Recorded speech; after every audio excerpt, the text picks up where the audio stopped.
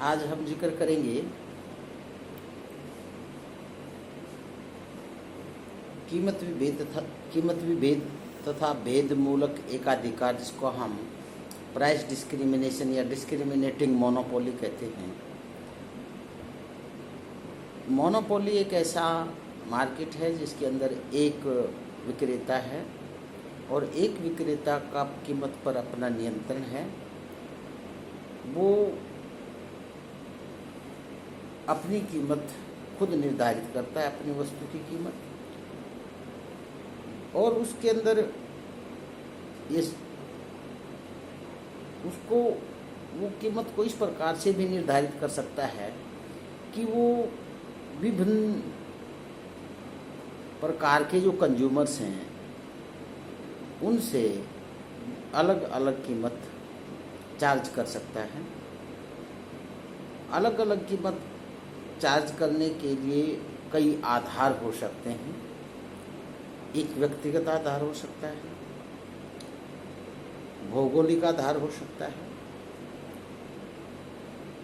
उपयोग के अनुसार कौन आदमी, कौन कंज्यूमर क्या उपयोग करता है किसी वस्तु का, उस पर भी, उसके आधार पर भी अलग कीमत चार्ज की जा सकती है। समयानुसार कीमत विभेद भी हो सकता है, किस समय में कौन किस वस्तु का उपयोग करता है। तो इन चीज़ों को हम एक एक करके आपको बताते हैं। व्यक्तिगत कीमत विभेद का मतलब है कि वो गरीब लोगों से कुछ कीमत ले सकता है, धनी लोगों से कुछ कीमत ले सकता है। जैसे एक डॉक्टर गरीब आदमियों से कम फीस लेता है, रिच पर्सन से ज़्यादा लेता है। गरीब आदमियों को सब्सिडी दी जा सकती है, गरीब आदमियों को की अलग पहचान करके उनको जैसे गवर्नमेंट देती है।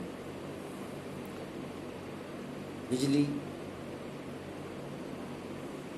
बीपीएल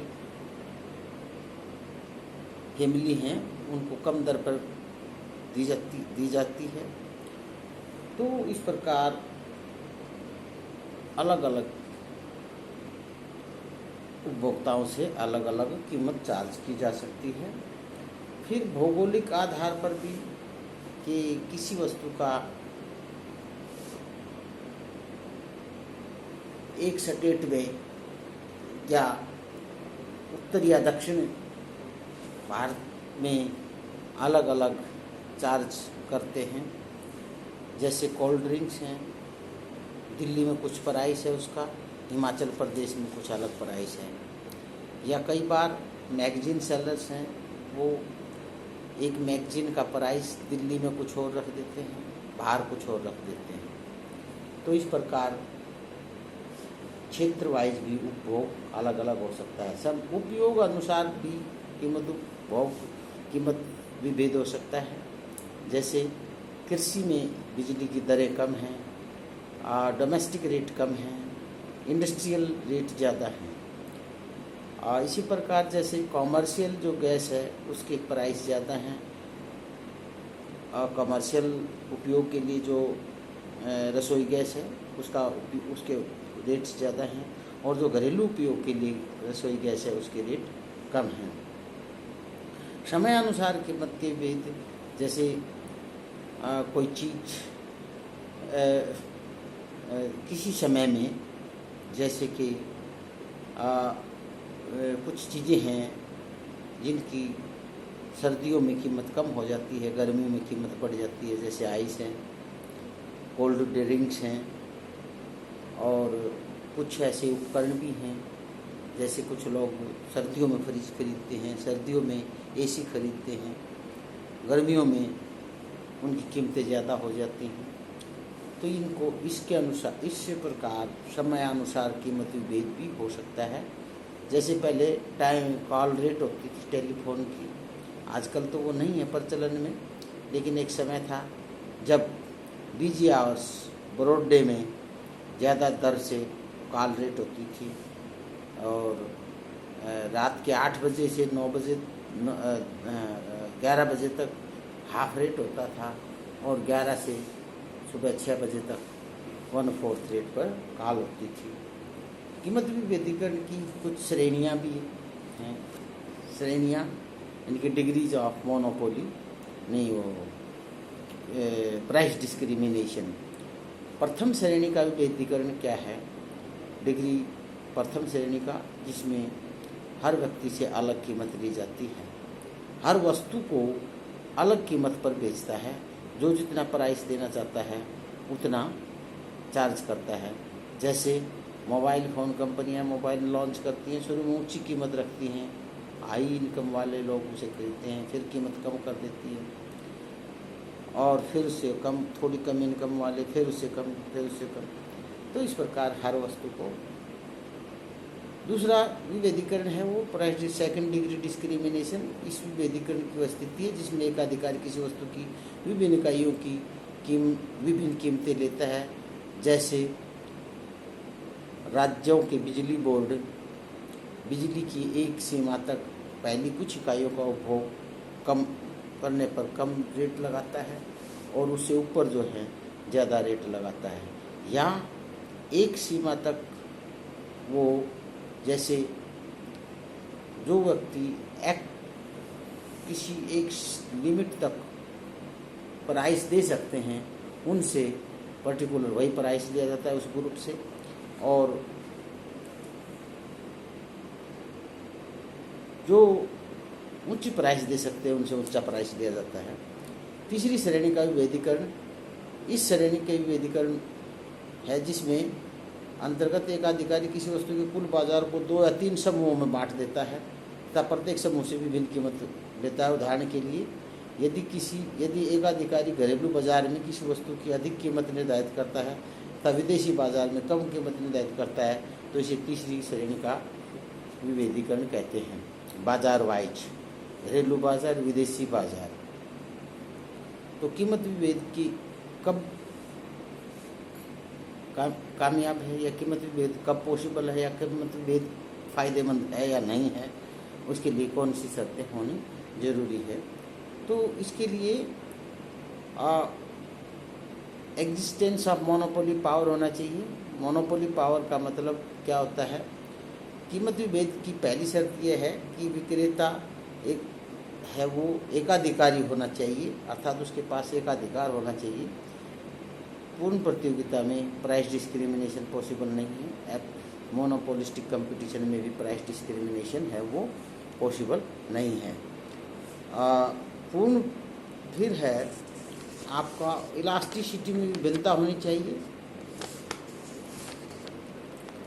इलास्टिसिटी ऑफ डिमांड में भी भिन्नता होनी चाहिए।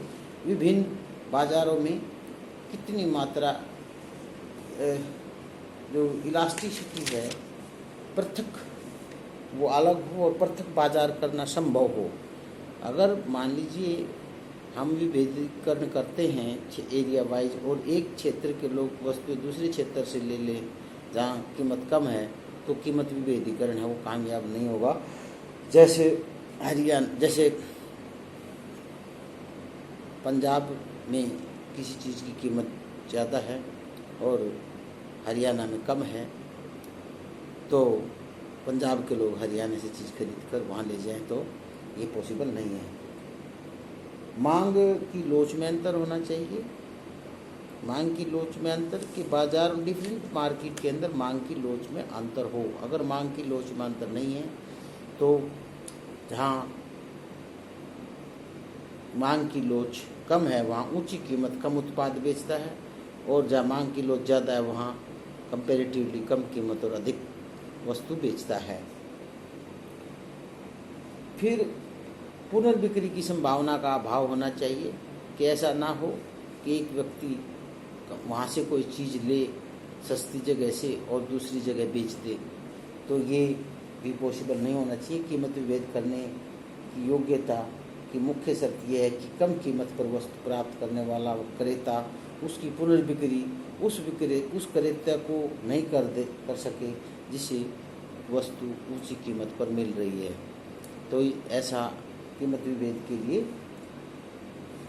ठीक नहीं है। तो कीमत विभेद कब लाभदायक होता है? कीमत विभेद जब लाभदायक होता है जब इलास्टिसिटी में डिफरेंस हो।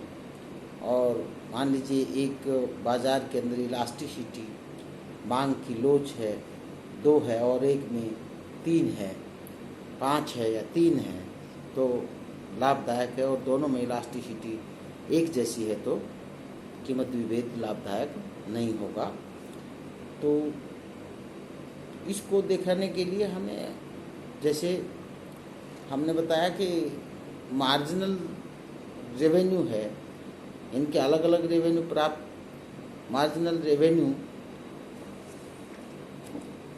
अलग अलग प्राप्त होने चाहिए। तो मार्जिनल रेवेन्यू का पता लगाने के लिए हमारे पास फार्मूला है, marginal revenue is equal to AR into elasticity of demand minus 1 by elasticity of demand, यानी कि MR is equal to AR into ED minus 1। तो यहाँ अगर हम इसमें रखेंगे तो मार्जिनल रेवेन्यू अलग अलग आता है, इलास्टिसिटी दोनों में अलग अलग है, तो मार्जिनल रेवेन्यू अलग अलग मिलता है, तो कीमत विभेद पॉसिबल है, अदरवाइज पॉसिबल नहीं है।